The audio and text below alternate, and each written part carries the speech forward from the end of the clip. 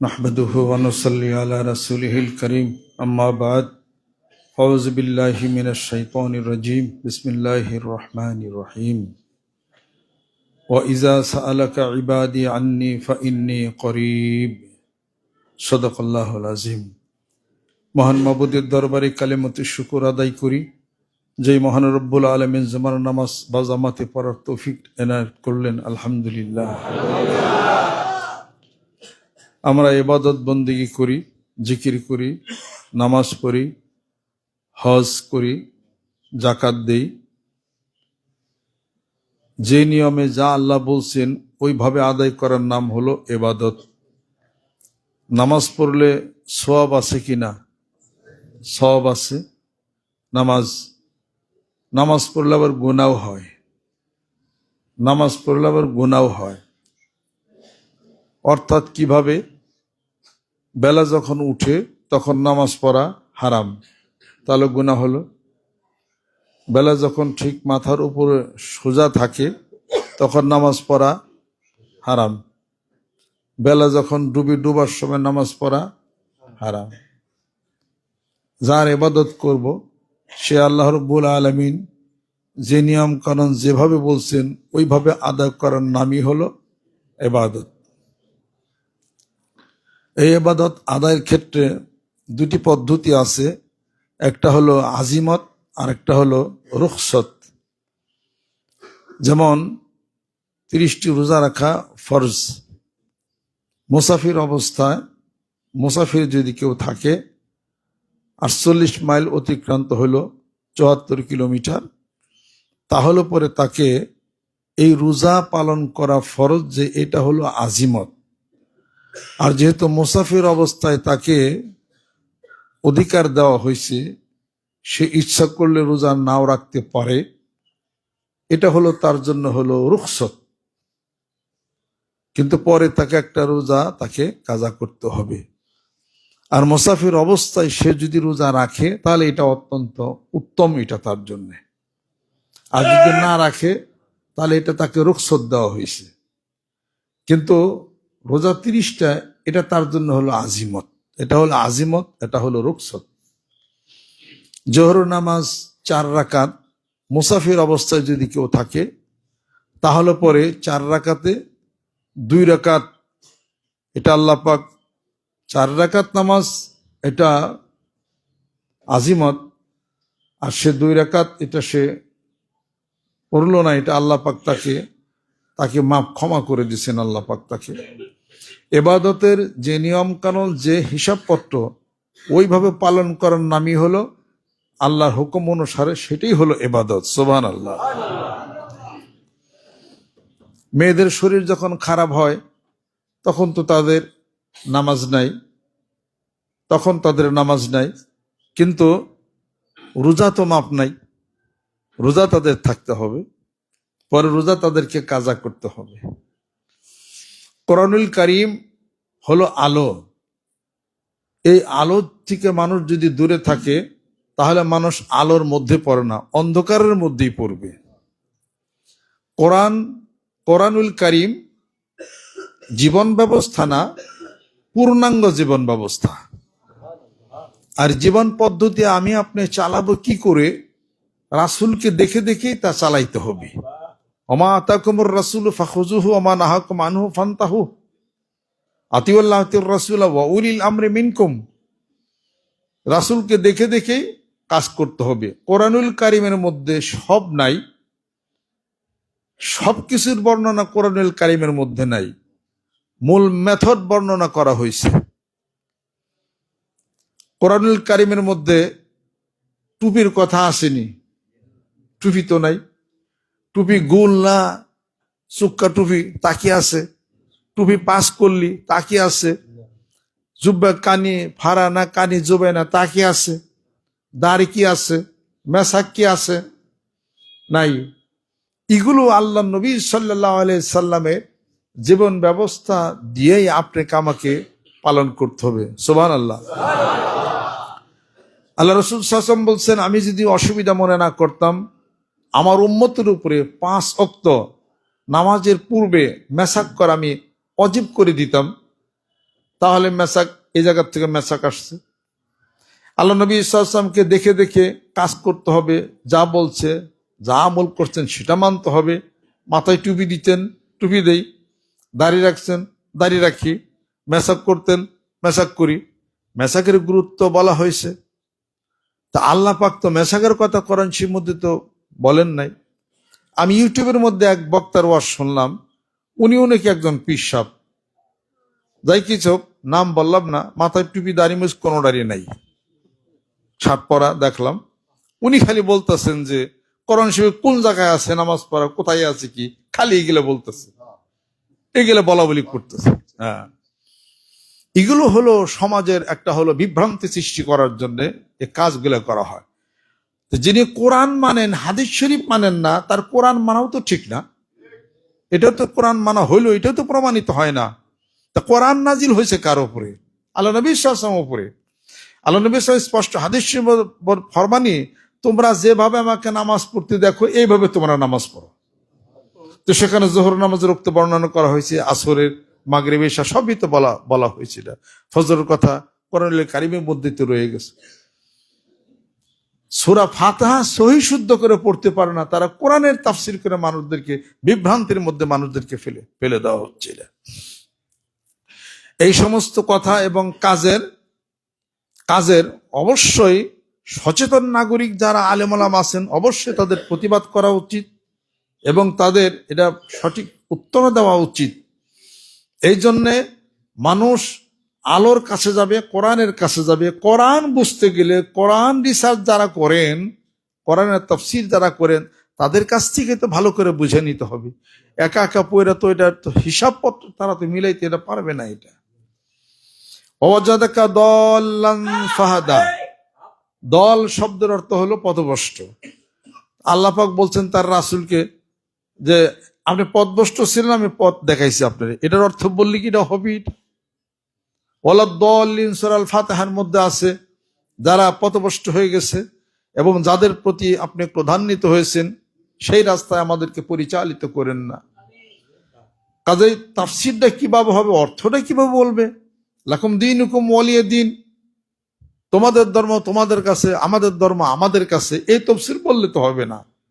দিন অর্থ তো বিভিন্ন জায়গায় বিভিন্ন অর্থে ব্যবহৃত হয়েছে সেটা।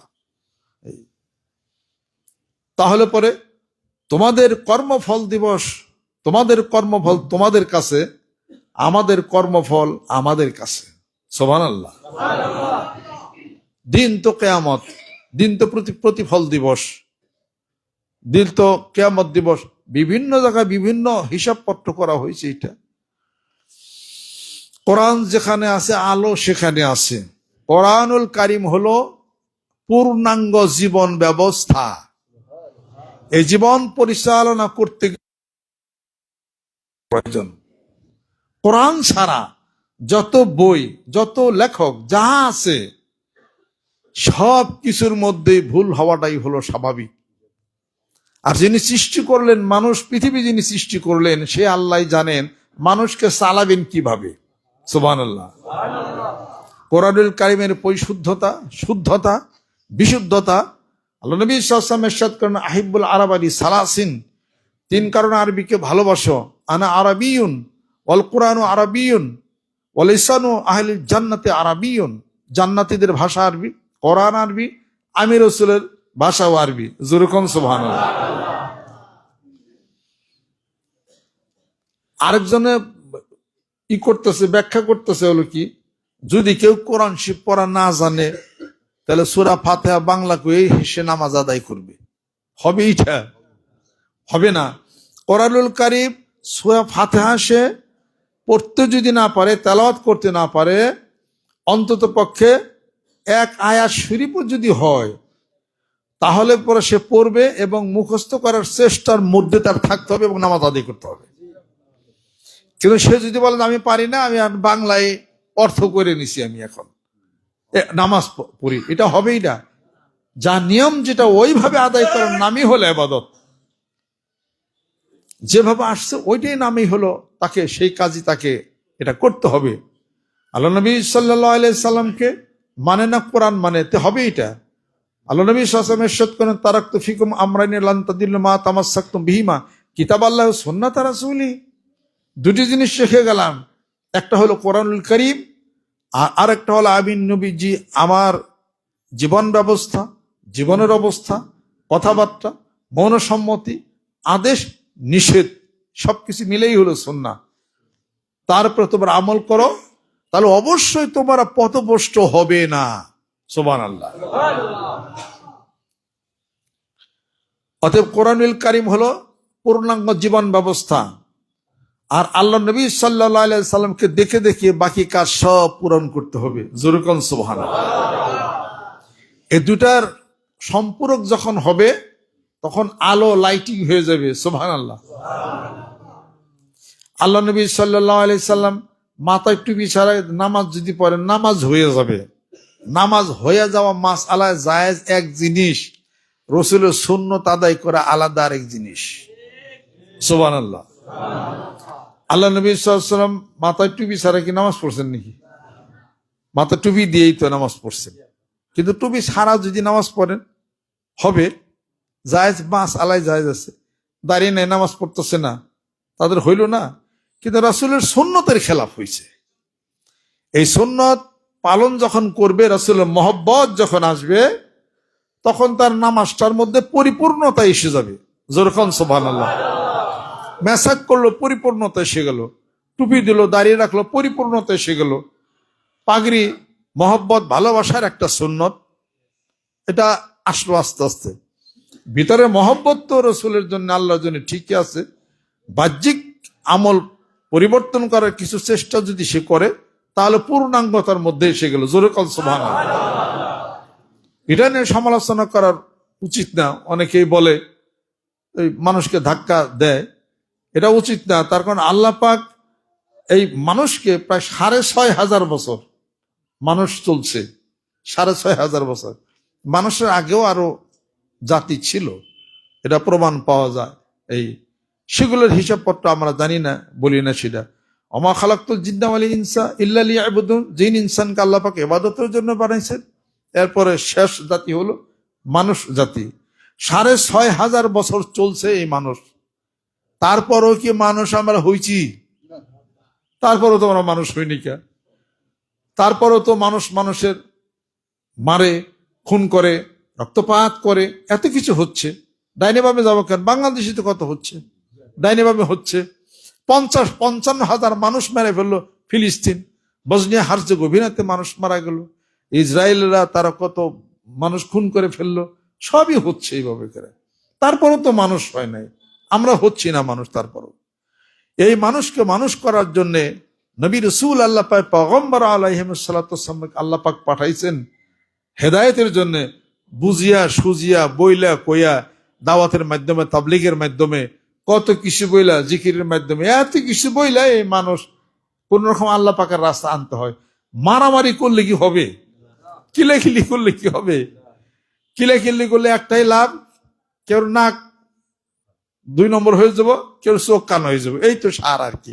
বিচার সালিশ হবে, কেস কাবির হবে, 2-1 মাস জেল খাটবে, একবার লাস্টে সে যা তাই সেটা। তাহলে মারামারিতে কি লাভ আছে? এটা এই পৃথিবীতে শান্তি এভাবে হয় না। ইরাক ইরান রক্তক্ষয়ী যুদ্ধ হয়েছে, 8 বছর হয়েছে, পরে সেটা মীমাংসা হয়েছে। শাতিল আরবকে কেন্দ্র করে না এত কিছু মানুষ মারা গেছে, খুন হয়েছে, শেষ পর্যন্ত মহব্বত ভালোবাসা হয়েছে। জোরে কোন সুবহানাল্লাহ। এ কাফের মুসলমানদের সাথে আল্লাহ নবী সাল্লাল্লাহু আলাইহি ওয়াসাল্লামের সাথে কাফেরদের সাথে তিনি সমঝোতাও করছেন, সন্ধি করছেন। জোরে কোন সুবহানাল্লাহ। তাহলে কোরআন যেখানে, আলো সেখানে। কোরআন হলো পূর্ণাঙ্গ জীবন ব্যবস্থা। এমন কিছু চাবেন যেটার মধ্যে কোরআনুল কারীমের মধ্যে পাবেন না, এমন কিছু চাবেন যা হাদিস শরীফের মধ্যে পাবেন না। হাদিস শরীফের বাহিরে, কোরআনের বাহিরে যা আছে সব নিজস্ব মতবাদ। তা সমাজকে ধ্বংস করা, মানুষের চরিত্রকে হনন করা, মানুষের ঈমান আকীদার মধ্যে সমস্ত সবকিছু খর্ব করা, এবং সব কালো কালো লেপন দেওয়া, সমস্ত সবকিছুই সেগুলো রয়ে গেছে। এটা আসেন আল্লাহর আশিক, আল্লাহর পাগলেরা, আমাদের ছেলে সন্তানদেরকে আমরা নামাজের কথা বলি, জিকিরের কথা বলি, এবং ইসলামী লাইনে বইগুলি পড়ার জন্য উদ্বুদ্ধ করি। তাহলে গোটা ফ্যামিলি পরিবারটাই এটা সুন্দর এবং এটা এটা ভালো হয়ে যাবে। আর প্রত্যেকের উচিত হলো ভালো একজন মানুষের সাথে মহব্বত রাখা, ভালোবাসা রাখা। তো ভালো মানুষের সাথে রাখলে পরে স্বভাব হলো চুরি করে। যদি আমার জীবনে ছোট্ট একটা ঘটনা বলি, কথা তো লম্বা করা যাবে না। আমি তখন ইউনিভার্সিটি ফার্স্ট ইয়ারের ছাত্র। বাসা থেকে 85-86 সালের কথা বলি। বাসা থেকে মাঝে মাঝে যাই ক্লাস করে আবার আসি, আর ওই পেট্রোল পাম্পের সাইকেল রেখে আসি, সাইকেল চালিয়ে আবার বাসায় আসি। তো উনি আবার আসার পরে ওই সারা রাস্তা বইরেই ওই রাস্তায় তখন তো কাঠবুটি গাড়ি ছিল, সিটে বইছি, ডাইনে একজন বামে একজন, দুইজনে সিগারেট ধরাইছে। তা আমি খেয়াল করলাম যে 2 সিগারেটের মাঝখানে পড়ে তো আমার দফাই সারা। অর্থে ওনারা দুইজনই জানলার কাছে যায়, আমি এইদিকে বসি। আমি এদিকে বসছি, ওনাকে দুইজন জানলার কাছে দিছি, যে আরেক বিপদ হয়েছে। জানলাতে বাতাস হয়, ব্যাগ ধোঁয়া খেলে আমার শরীরের নাকের মধ্যে লাগতেছে। আমি আর কিছু বলতেছি না, ভদ্রতার খাতিরে, যে যুগ চাইফে গেছে সিগারেট খাওয়ার, কিছু কইলে তো আমি একলা, উল্টা আমার কিলাইলে আমি কি করবো। পরে আমার পিছনে এক সিটে এক লোক আসল, উনি আবার একটু খেয়ে গেছে গা, খাই মিয়া সিগারেট খান, বাচ্চাদের সিগারেট খাই পারেন না, একদম হুজুর মানুষ বই রয়েছে আপনারা, জানলা নতুন বসে সিগারেট খাচ্ছে, ব্যাগ ধোঁয়া টিমা লাগতেছে। কয় আপনি এত চেতিনকে, যে হুজুর বসেছে উনি তো কিছু কয় না, আপনি পিছনের সিট থেকে আপনি রাগারে পারতেছেন। উনি কি কইব ভদ্র মানুষ, হ্যাঁ আমার তো মেজাজটা খারাপ হয়ে গেছে, সিগারেট তো আমিও খাই, বাচ্চাদের খামো, আপনি বেশি করেন না, বলে করেন না, খাইবেন না আমাকে। আমি মাঝখানতে বসে রয়েছি, সিগারেট যত ধুমে শরীরের মধ্যে সব লাগছে। আমি ওই আমাদের ওই যে টিনের ঘর ছিল 2 ওখানে উত্তর মোড়ে, ওখানে ওই রুমে তখন আমি থাকি। ঘরে গেছি, যাওয়ার পরে আমার গিন্নি বলতেছে যে সত্য করে একটা কথা কছে তুমি। আমি বলি কি? সিগারেট খাওয়া শিখছো কবে থেকে? আমার জীবনে সিগারেট খাইতে দেখছো তুমি? কয় না ইউনিভার্সিটি দাও, বিশ্বাস নাই, কোন সময় বই কোন না খাইছে টাইছে। আমি তো সিগারেট খাও, খিদা লাগছে, বাদ দাও তাড়াতাড়ি। কয় না এই কথা কইল। আমি তো আবার জ্ঞানে ধরে রাখা, কারণ যে সিগারেট খাই হের গন্ধ সে তো ঠিক পায় না, আরেকজনও ঠিক পায় না। গেল, আমি তোর তুমি এটা কি করতেছি, কে বিড়ি সিগারেট খাই কি কা ব্যাগ গন্ধ যে সরলে বই রয়েছি, এটা তো জানি না। বাস স্ট্যান্ড থেকে বলাইছি। এর আমার বোন মনো গেছে যশোর ওয়াইফ, যাই সেরা ভাইজান সিগারেটের গন্ধ গায়ে, কবে বিড়ি খান। আমাদের তুই আবার কি কর, তার ভাবি কেবল হয়ে গেল, আবার তুই আবার সিগারেট খান, কয় না হাতে করে কান আপনি বিড়ি খান। আমার না, আমি তো বিড়ি খাই না, তুই কি করছিস কিনা তুই না। আমি গেলে ঘটনা কি, ব্যাপার কি? হ্যাঁ, আমার বই নয় সিগারেট খাওয়া বাড়ি এলি, কবে বিড়ি খাওয়া ঠিকছে, ব্যাপার কি না। পর আমার জ্ঞানে ধরলো, আমি দুইজনে তো আমার সিগারেট খেয়ে ধুমে ব্যাগ শরীরে লাগাইছে, কয় টেবের পারে এইটা। পরে প্রমাণ হলো যে তাদের সিগারেটের ধোঁয়া শরীরে লাগার কারণে আমার শরীরে তো বিড়ির গন্ধ কইছে। বিড়ি খাইছে, বিড়ি খাই নাই, আরেকজনে খাইছে, সেই গন্ধ লাগছে, আরেকজনে গ্রান পায়। কথা ঠিক কিনা? তাহলে আপনি যদি একজন জিকিরওয়ালা আল্লাহওয়ালা মানুষের সাথে যদি থাকেন, ওই জিকিরের জান্নাতের গ্রানও আপনার শরীরে বলবে। আতরওয়ালার সাথে থাকেন, আতরের গান বলবে। ভদ্র সভ্য মানুষের সাথে থাকেন, ভদ্রতা সভ্যতা ওই স্বভাব আপনার মধ্যে যাবে। আর জিকির আল্লাহর আশেক পাগলদের সাথে ওঠা চলাফেরা করেন, ওই বেহেশতের গ্রানও আপনার শরীরে লাগবে। সুবহানাল্লাহ। এজন্য তো কবি বলেন, একদা স্নানে রাগারে বসিয়া হেরেন মাটির ঢেলা, হাতে লয়ে তারে শুকিয়া দেখিন রয়েছে সুবাস মেলা। কহিনু তাহারে কস্তুরি তুমি, তুমি কি আতর দান, তোমার গায়েতে সুবাস ভরা, তুমি কি গুলিস্তান।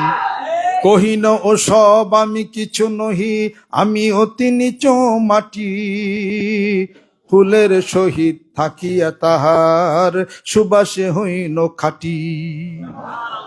ফুলের সহিত থাকিয়া তাহার সুবাসে হইন খাটি। আমি এখন থেকে প্রায় 45 বছর আগে ওই বাতুলি গোলাম মুর্তজা সাহেব আছিলেন না? এইখানে মাসিক মাহফিলে স্টেজে বসে ওয়াজে এই গজলটা কইছিল, এটা বলছিল। এত বছর আগে শুনছিলাম, মনে রাখছি। কি কথা কইছে এবার আমি মনে রাখছি। এই কত মানুষের কত ওয়াজ বয়ান বক্তৃতা আমি শুনি, শুনে শুনে কিছু কিছু কিছু কিছু মনে রাখি। মধু সংগ্রহ করেন, মানুষের সমালোচনা করতে যায়েন না। অনেক শিখেন, জানেন, ইউটিউব খুলেন, কত ভালো ভালো বক্তারা কথাবার্তা বলে। হ্যাঁ, কিছু কিছু খারাপ এদিক সেদিক আছে, খারাপটা নিয়ে রিসার্চ করার দরকার নাই। আপনার যেটা দরকার গ্রহণ করার, আপনি সেটা ওটা আপনি নেন, আপনি সেটা। এবং করতে করতে মধু সংগ্রহ হবে কিনা, অনেক মধু সংগ্রহ হবে।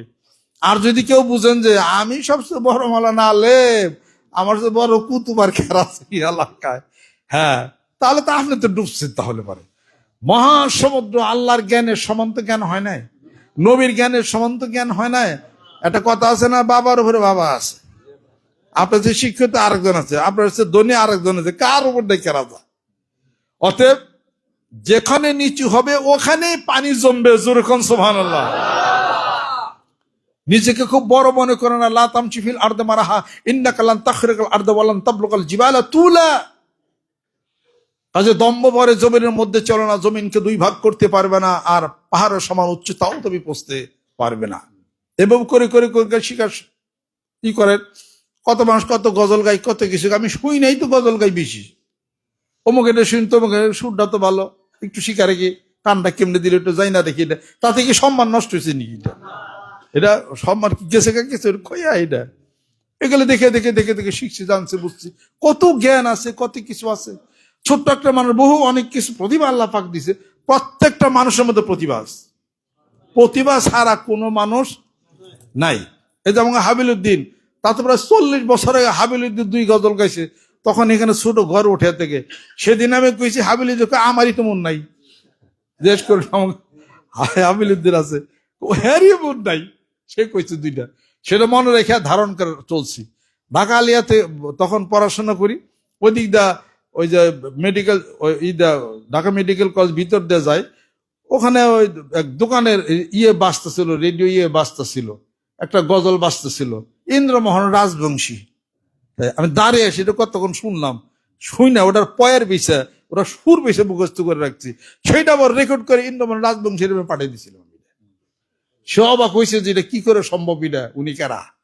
ইন্দ্রমোহন রাজবংশী মারা গেছে গত করোনাতে, এই আব্দুল আলিমের শিষ্য ছিল। এটা আল্লাহ পাক প্রতিবার তো কোনো শেষ নাই। আপনি শিখেন, জানেন, অমুক দরবারে গেছেন, একটা ওজিফা দিছে, করেন, ওটা জিকিরই তো। ওটা তবলি জামাতের ভাইয়ের একটা ওজিফা দিছে, করেন, ওটা তো জিকির আল্লাহর, ওটা তো তাকের নাম, ওটা কাকরাইলেন না তো। ওটা মানিকগঞ্জ দরবার জিকির কথা, একটা আমলের কথা বলে, করেন। এটা মানিকগঞ্জ দরবার খারাপ, অমুকে খারাপ, তমুকে খারাপ, জিকির কি খারাপ? কোরআন কি খারাপ নাকি এটা? হ্যাঁ, তাতে আমলের কথা বললাম, আমলটা তো ভালো। আমি মানুষ খারাপ, তাতে কি আছে? আপনি আমল করবেন, এটা তো আপনার জন্য জান্নাতের কাজ। এটা সুবহানাল্লাহ। গোটা বাংলাদেশটা মানুষের ধাক্কাইতে থাকতে, অমুকে খারাপ, তমুকে খারাপ, অমুকে কাফের, অমুকে বন্ড, এটা করতে করতে আমার পরিবেশটাই খারাপ হয়ে গেছে। এই পরিবেশকে পুনরুদ্ধার করার জন্য মানিকগঞ্জ দরবার শরীফের নেতৃত্বে আহ্বান করছে, আসুন শান্তির ডাক দেই, শান্তিতে বসি, শান্তি প্রতিষ্ঠা হয়ে যাক, সুন্দর হয়ে যাক জীবন ব্যবস্থা। আল্লাহর জিকির করতে করতে মানুষের কলবের পৌঁছায়, মানুষটা তখন নরম হয়ে যায়, ভদ্র হয়ে যায়। আল্লাহ পাক আমাদেরকে যেন কবুল করে নেন, রহমত করে নেন, বরকত করে নেন।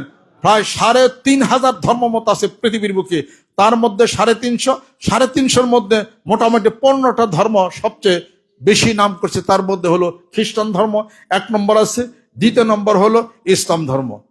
ইসলাম ধর্ম আগামী 15-20 বছরের মধ্যে ইসলাম ধর্ম সবার উপরে ছাড়িয়ে যাবে। যেরকম সুবহানাল্লাহ, আল্লাহ পাক বলে দিয়েছেন, হুয়াল্লাযী আরসালা রাসূলাহু বিল হুদা ওয়া দীনিল হাক্কি লিইয়ুযহিরাহু আলা দীনি কুল্লি ওয়া কাফা বিল্লাহি শাহীদা। যেরকম সুবহানাল্লাহ।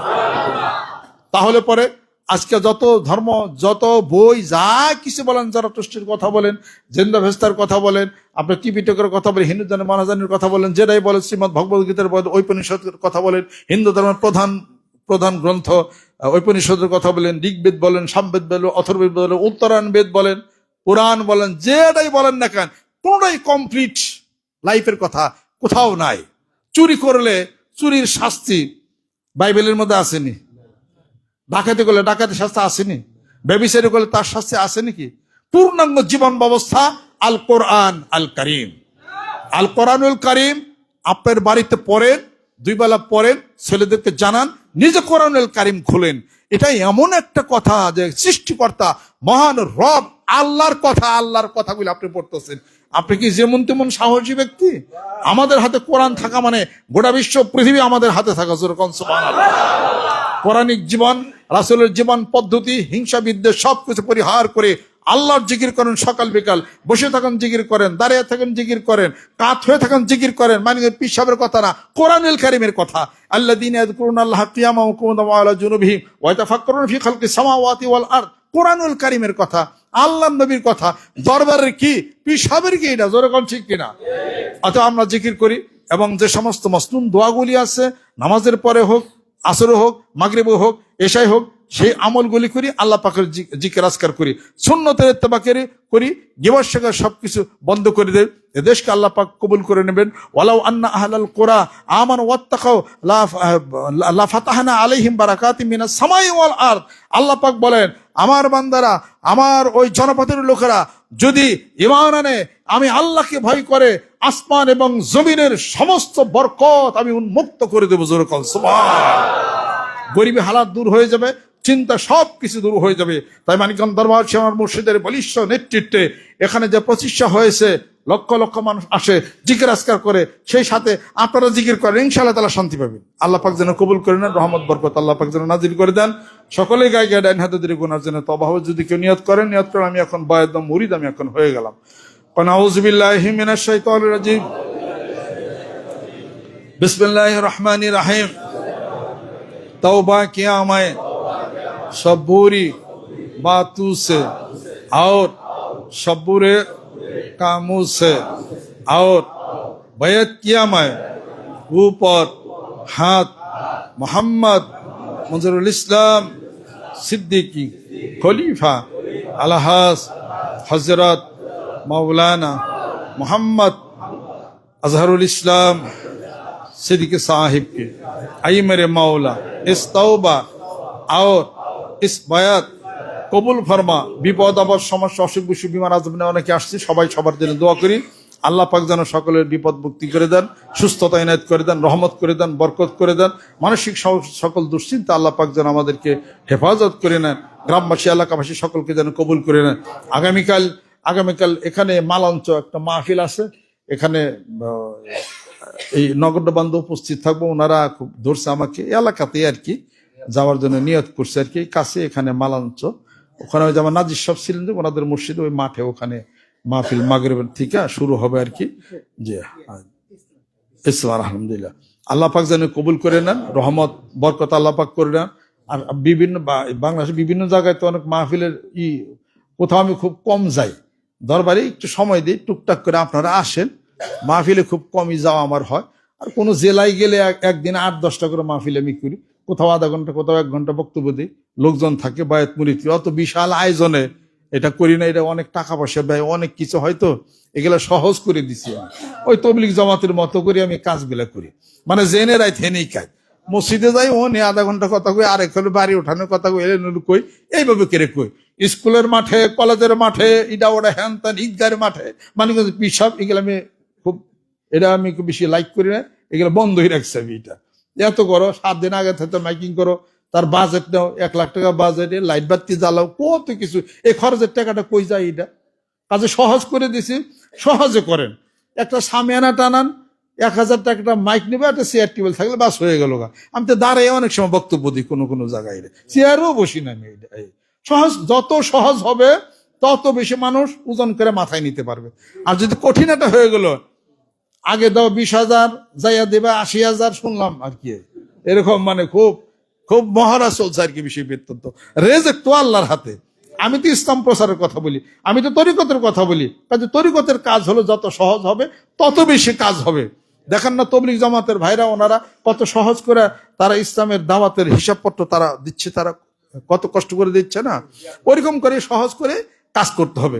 কারা পয়সা দিলে কারা না দিলে বিষয় বৃত্তান্ত যার যার ব্যক্তিগত ব্যাপার, রেজেক যা আছে আমার তাই সেটাই হবে না।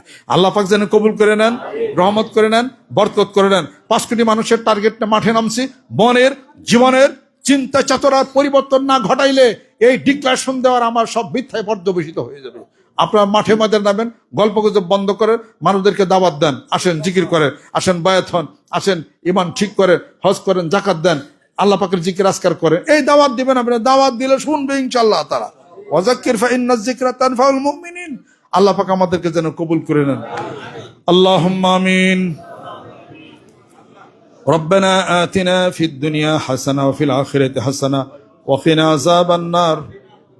আল্লাহ জীবনের গুনাহগুলি তুমি মাফ করে দাও। আল্লাহ এই আলাপ আলোচনার উসিলা করে, আল্লাহ এই নামাজের উসিলা করে, দুরূদ সালাম ইস্তিগফারের উসিলা করে আল্লাহ আমাদের স্ত্রীর পরিজন, ছেলে সন্তান যাদের ইন্তেকাল করেছে, হিসাবে ইয়াসির তুমি দান করে দাও। আল্লাহুম্মা হাসিবনি হিসাবান ইয়াসিরা। অসুখ বেশি বিমার আযাব থেকে মুক্তি দিয়ে দাও। এই দেশ আল্লাহ শান্তি প্রতিষ্ঠা করে দাও। মারামারি কাটাকাটি হানাহানি বন্ধ করে দাও। মানিকগঞ্জবাসীদেরকে কবুল করে নাও। এলাকার মুসলমান নরনারী যারা আছেন কবুল করে নাও। দুঃখ কষ্ট দূর করে দাও। আত্মীয় স্বজন আমার যেনারা দূরে কাছের যারা আছেন সকলকে তুমি কবুল করে নাও।